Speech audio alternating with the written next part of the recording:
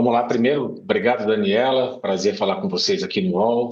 Ricardo também, prazer falar contigo. Você já falou, assim, você já deu um bom spoiler, né, do que a pesquisa mostra, Dani, como jornalista competente que você é. Eu acho que a gente tem algumas leituras para se fazer, né? Primeiro, 2025 foi um ano em que a esquerda conseguiu começar a ocupar um território nessa arena digital das redes sociais, né? É público e notório que desde ali de 2017, 2018, a direita se apropriou muito dessas ferramentas das redes sociais, conseguiu fazer isso de maneira muito assertiva, não vou julgar se de maneira correta ou não, mas conseguiu reunir um número de seguidores, gerar repercussão. Isso impulsionou muito a própria candidatura do Jair Bolsonaro lá em 2018, acabou ganhando a eleição, obviamente não só por isso, por uma série de outros fatores. E de lá para cá a gente via um predomínio muito grande dos nomes da direita, né? Principalmente o seu principal líder até então, que era o Jair Bolsonaro, ou até hoje ainda é o grande nome ali da direita. No ano passado a gente teve, claro, né, um enfraquecimento político desse principal líder, passou por uma série de dificuldades, por condenação, chegou a ser impedido, né, de usar as próprias redes sociais. Hoje ele não é um candidato, né, que possa disputar a eleição, então até por isso não está no ranking.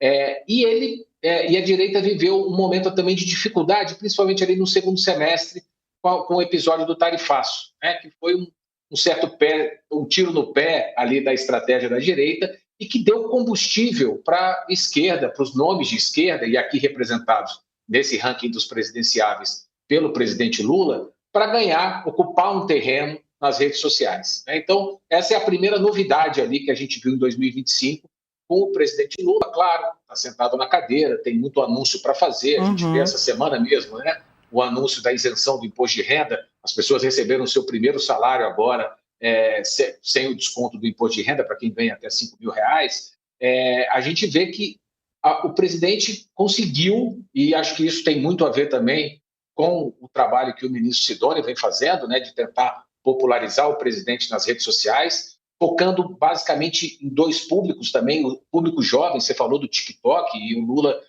tem feito ações muito fortes no TikTok, de divulgação das ações de governo, etc.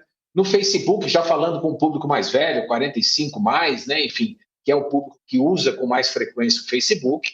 Mas a gente teve uma novidade no fim do ano. É claro que a direita não ia ficar parada, né? E com a nomeação aí, entre aspas, pelo ex-presidente do seu filho, né, Flávio Bolsonaro, como um candidato do PL a presidente, isso movimentou as redes da direita de novo. A direita ganhou algum espaço, e em dezembro foi o único mês onde o desempenho do Flávio Bolsonaro foi até ligeiramente superior ao desempenho do Lula. O que a gente vai precisar ver agora, no começo, né, a partir de janeiro, a gente vai reproduzir depois mensalmente esse ranking, e já fica à disposição aqui de vocês também, quando a gente for fazer as divulgações. A gente precisa ver se o Flávio vai conseguir se manter, se o Lula vai reagir, como é que a gente vai ter isso. E acho que um outro ponto que você tocou, que eu acho super importante para a gente olhar, assim, isso aqui não é uma pesquisa de intenção de voto, né? A gente não tem como, pelas redes sociais, prever intenção de voto. Mas, coincidentemente, os dois presidenciáveis mais fortes nas redes sociais são os dois que hoje lideram as principais pesquisas aí de intenção de voto que foram divulgadas nesse início de ano. Mas o que a gente vê é um abismo entre Lula e os dois irmãos Bolsonaro, né, Eduardo e Flávio, e os demais candidatos da direita, né? Se a gente olhar para o próprio desempenho do Tarcísio, que é o quarto colocado, ele tem um desempenho que, na pontuação, é metade do desempenho do Flávio Bolsonaro, por exemplo, é um terço do desempenho do Lula. E o Tarcísio tem um desempenho que é 2 vezes maior que o desempenho do Caiado, que vem na sequência no ranking. Então, esses candidatos, eles estão muito atrás, esses possíveis candidatos, né, enfim, estão muito atrás nesse índice de popularidade digital e cada vez com menos tempo, né? Você não cria da noite para o dia uma relevância digital, base, né? Você tem que construir uma base, você tem que construir fidelidade, audiência e etc. E é difícil a gente imaginar, claro, eles devem crescer, se um dos 3 nomes do PSD for candidato, a tendência é que ele cresça nas redes sociais, mas é difícil a gente acreditar que vai ser o suficiente para ele conseguir, para esse nome, eventualmente conseguir rivalizar em popularidade digital com Lula e com Flávio Bolsonaro, que hoje estão nadando de braçada, Lula um pouco mais à frente, mas o Flávio tentando correr atrás aí do prejuízo. Ô Marcelo, antes de jogar a bola para o coach, eu quero exibir o ranking de novo, porque, coach, a gente fala muito aqui quando vem as pesquisas, né, das péssimas notícias. Para mim, tem uma nova péssima notícia para o governador de Minas Gerais, Romeu Zema, no levantamento, no ranking da relevância digital. Quer ver? Se a gente, assim que a Mari conseguir colocar a arte de novo na tela, em que a gente tem o ranking, porque olha aí, de novo, né? Você tem o Lula liderando, o score vai de 0 a 100, o Eduardo Bolsonaro segue fazendo muito barulho, lembrando, né? No X e no YouTube só dá a família Bolsonaro, o Lula segura a onda com desempenho forte no TikTok e no Instagram. Aí você tem o Tarcísio, o Marcelo estava explicando agora, né? Bem abaixo desse primeiro pelotão, dos 3 primeiros colocados. Mas olha o Romeu Zema, gente, porque aí você vê o seguinte, de novo o Ronaldo Caiado, governador de um estado menor, bem menor do que o dele, é o 3º maior colégio eleitoral do Brasil, Minas Gerais, e o Zema performa abaixo da metade do que performa o Tarcísio de Freitas nas redes sociais. Então, assim, mais um levantamento e a gente consegue, então, coach, olhar em vários ângulos, né, a dificuldade do governador de Minas Gerais de emplacar como um nome relevante no cenário nacional. Não só ele, mas também os três tenores do PSD do Kassab também não estão bem na fita aí, não. Agora, eu queria fazer uma pergunta para o Marcelo, que me chamou a atenção, que não tem o nome nem do Jair Bolsonaro e nem do Nicolas Ferreira, né, que são apontados como os campeões de seguidores, milhões e milhões e milhões. Por que não aparece o nome dos dois, o Jair e o Nicolas? Coach, aqui especificamente porque é um ranking dos presidenciáveis, né? O Jair Bolsonaro está inelegível, não pode disputar a eleição, e o Nicolas não é um pretendente ao Palácio Planalto. Hoje até parece que confirmou que vai buscar a reeleição na Câmara, ele não vai ser candidato a governador de Minas, como estava se ventilando, enfim. Então, é simplesmente por isso, né? O ranking aqui é fechado nos potenciais nomes. Em 2025 não tinha também Renan e Aldo Rebelo, que já foram incluídos. A próxima edição a gente vai ter os dois também, que são pré-candidatos. Mas acho que queria voltar para essa questão que você falou aí dos tenores do PSD.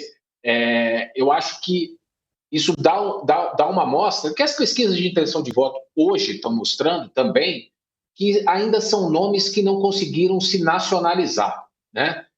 O Flávio e o Eduardo Bolsonaro, até pelo sobrenome, pela atuação que eles tiveram durante os 4 anos do governo do pai, eles foram nomes, né? Um deputado por São Paulo, outro senador pelo Rio de Janeiro, mas eles conseguiram, de alguma maneira, se nacionalizar, são nomes conhecidos. Os demais tiveram um pouco mais de dificuldade para fazer isso nesses últimos 4 anos. É claro que daqui para a eleição, 8 meses é bastante tempo, mas eles têm, nessa corrida morro acima, eles estão lá um pouco mais abaixo, no morro eles têm uma ladeira um pouco mais íngreme, caso um deles tente, de fato, ser candidato a presidente. Marcelo, por esse critério, o Eduardo Bolsonaro, que tem mais do que o Flávio, né, e o Fernando Haddad também não são candidatos a presidente, né? A gente manteve os dois, coach, porque o Haddad é o único nome, né, da esquerda ali hoje, caso Lula não fosse candidato, né? Enfim, então a gente passou a monitorar o Haddad também. E no caso do Eduardo, a gente já monitorava desde o início do ano, antes ainda, né, por enquanto, não é a oficialização só será ali no início de agosto, no registro da candidatura, mas o nome do Eduardo ainda era um nome, a gente colocou a Michele também, né, porque ainda eram nomes que se ventilavam como potenciais candidatos. A gente ainda, a rigor, né, a gente hoje tem como candidatos confirmados, né, Lula, talvez Flávio, e Renan do Missão e o Aldo Rebelo, que oficializou a sua candidatura. Os outros são especulações, então a gente tenta ali desenhar alguns nomes, pelo menos que foram ventilados ou que são testados nas pesquisas de opinião de intenção de voto. Gente, você está chegando. Quer falar mais um pouquinho, coach? Te cortei, meu amor? Não, eu falei obrigado para ele. Tá, joia. Bom, se você chegou agora, o QR Code está aí na tela, vai direto para a coluna, tem um detalhamento maior dos dados. Eu vou pedir para o Torcaski antes explicar aqui para quem está nos acompanhando como vocês desenvolveram essa fórmula, porque não é algo simples, né? Primeiro que cada rede tem uma dinâmica, Marcelo. E eu lendo aqui, eu tive a sorte de ter o estudo completo enviado por vocês, então eu pude perceber, são vários quesitos e eles são ponderados, né? Para que você consiga fazer, de novo, chegar numa métrica em que você consiga valorar essa interação com o público. Então, o número de seguidores é um quesito, mas quão assertiva é a sua mensagem, o quanto ela ressoa entre os seus seguidores, também é um quesito. Explica pra gente, para quem está em casa, como o levantamento foi estruturado, né? Até porque, de novo, né, são redes com perfis de usuários diferentes, né? Falar no TikTok, eu achei muito engraçado quando o Sidônio Palmeira começou a fazer assim, explicando a isenção do imposto de renda com gatinhos, que é o secretário, né, de comunicação da Presidência da República. Você fala, nossa, de onde vem isso? Vem daí, da necessidade de fazer um vídeo viral no TikTok, por exemplo, onde você tem um gatinho falando, faz o maior sucesso com a galera jovem. Exatamente, Dani. Os memes, né, e os bichinhos, eles geram muito engajamento nas redes sociais de qualquer pessoa. Se você tiver um bichinho de estimação e publicar uma foto sua com o seu cachorrinho, seu gatinho, seja o que for, no colo, você vai ver que essa foto vai ter mais engajamento do que qualquer outra foto sua. Mas, enfim, voltando para o critério técnico do ranking, né? O que a gente quer medir? A gente quer medir a relevância desses nomes nessa arena digital, no debate nas redes sociais. Então, para isso, é óbvio, é importante o tamanho da rede de cada político, né? Quantos seguidores ele tem em cada uma das redes sociais.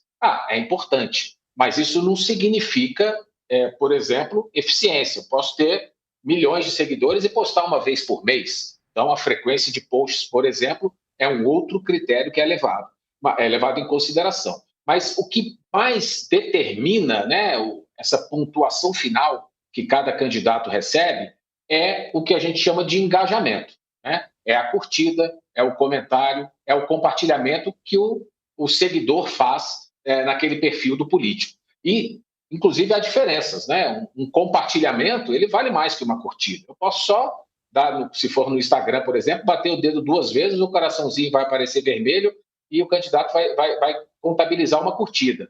Mas se o seguidor pega aquele conteúdo no X ou no TikTok e recompartilha aquilo na própria rede dele, o político está expandindo, né, o alcance que ele tem na rede social, está possivelmente ganhando novos seguidores no futuro.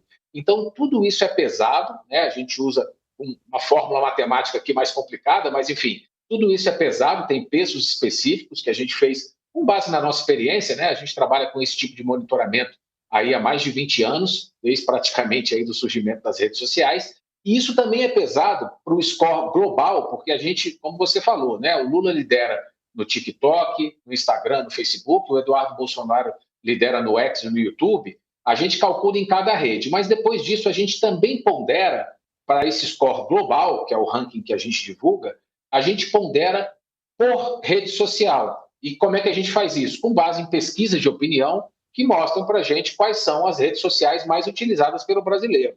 Se eu tenho o Instagram, que em torno de 80%, estou arredondando aqui os números, mas em torno de 80% dos brasileiros têm um perfil no Instagram, é óbvio que o engajamento que um político tem no Instagram vai valer mais que o do Twitter, que, embora seja uma rede qualificada, de debate político, etc., atinge aí menos de 15% dos brasileiros. Então, tudo isso é pesado, seja pelo tipo de interação, pela quantidade de seguidores, frequência de postagem, o engajamento que isso gera, mas também por cada uma das redes sociais para gerar esse indicador final.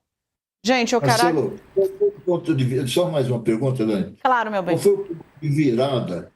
Porque durante muito tempo a direita dominava totalmente as redes sociais, desde 2018 que você falou, né? E, de repente, aparece o Lula na frente dos Bolsonaros. O que você aponta? Qual fato, qual episódio, qual momento para essa virada que foi violenta, né? O que mais me chamou a atenção aí é o Lula estar na frente na rede social, né? O que determinou essa mudança?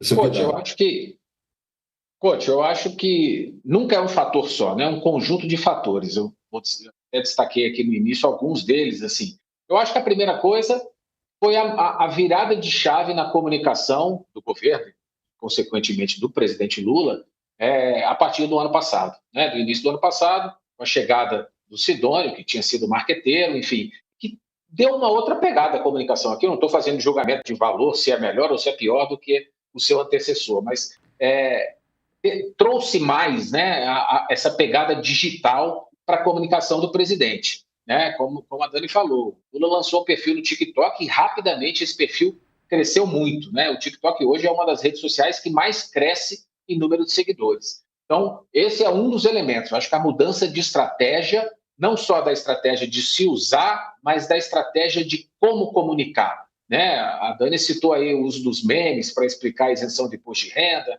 A gente viu vários vídeos, até feitos por inteligência artificial, nos perfis de políticos do PT, para explicar o conceito da justiça tributária, por exemplo. Se você fala para o cidadão comum que é a justiça tributária, o cidadão comum vai ter dificuldade de entender o que é aquilo.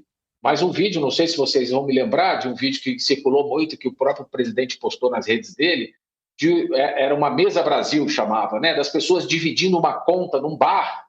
E aí aquela coisa, quem nunca foi a um bar para dividir a conta, e alguém fala, divide aí por 20 pessoas, está todo mundo aqui, todo mundo paga igual. Aí alguém levanta e fala, mas eu comprei só uma água.